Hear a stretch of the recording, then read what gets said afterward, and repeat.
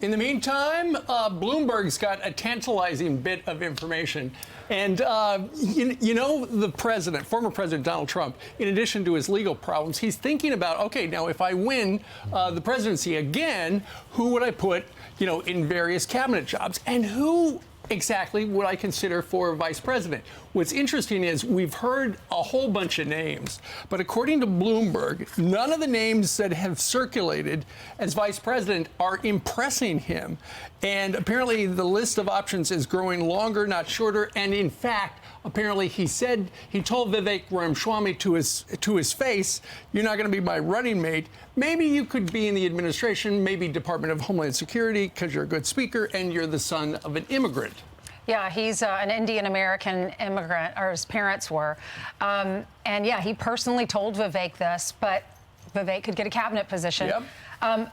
This article says others were impressed with him for possible cabinet. Others that he was impressed with are North Dakota Governor Doug Burgum, who also ran for president, right. Congresswoman Elise Stefanik, former Trade Representative Robert Lighthizer.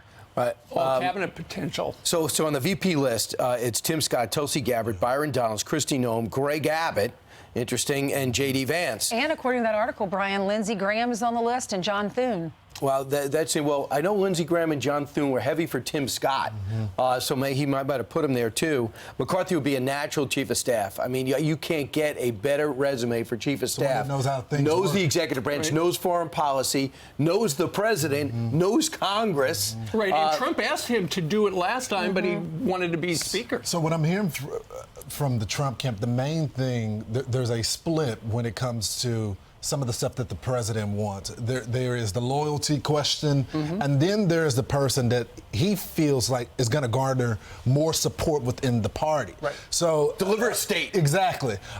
So that's where the Tim Scott, he's known as the more even keel person. Even the president suggested that he's a better campaigner for him than he was a candidate himself, because he just doesn't like talking about himself. The other person, as you noted, Brian, is Kristi Noem. He was happy that she came out early. Remember, the former president faced a lot of governors.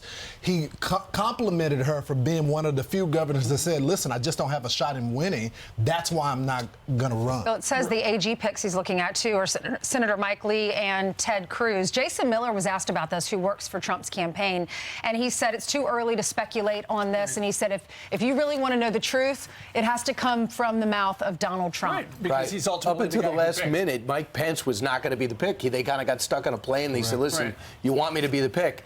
A lot of people, Elise Stefanik is somebody I thought would be strong. They say one of the weaknesses that she has, they said he doesn't have a big donor base, can't deliver New York. Right. But Tim Scott, you don't need Tim Scott to deliver South Carolina.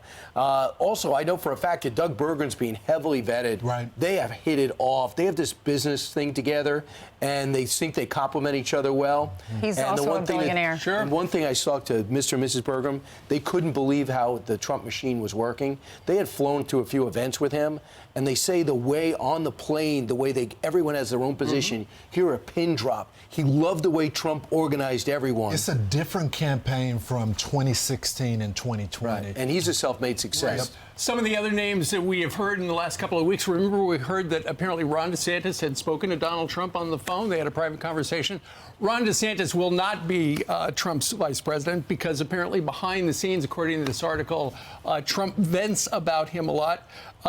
Stefanik, Brian, as you mentioned, she cannot deliver New York State, although that has been a dream for Donald Trump. Also, Arkansas Governor Sarah Huckabee Sanders apparently waited too long to endorse him. He didn't like that. And according to this article, Katie Britt of Alabama botched her chances with the response at the State of the Union. I thought she did a great job. And I don't know if I believe everything in this article because it says he's not impressed with his list. How can you not be impressed with some of the names on that list? Right. And Governor Huckabee, he loves her.